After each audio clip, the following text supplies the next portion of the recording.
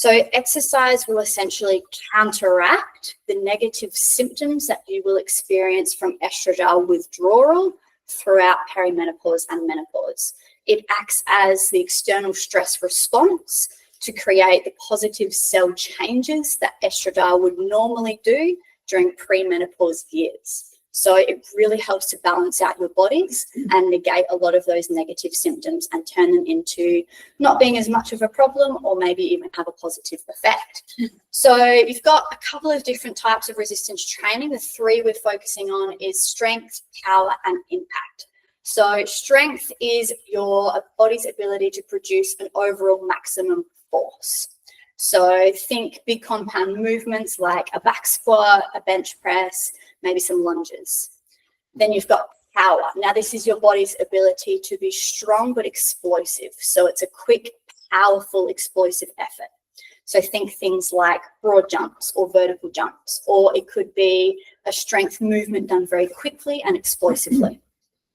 Then we've got impact loading. This is some multi-directional force that's impacting on your bones and your muscles. It's a high magnitude force. Think of something like a drop jump, or some heavy stomping on the ground. The aim of it is to be loud and very impactful on your body. Perfect. So when we're talking aerobic training, there's two different types of aerobic training that we're going to focus on. So zone 2 and zone 5. Zone 2 training is where we're working at an intensity that's around 65 to 75% of our maximum heart rate. So it's kind of intensity that you can sort of talk, but be a little bit breathy when you're doing it. Zone 5 training is when we're hitting above 85% of our max heart rate. So we're looking to, this is often done in the form of HIIT training, so high intensity interval training, or SIT training, which is sprint interval training.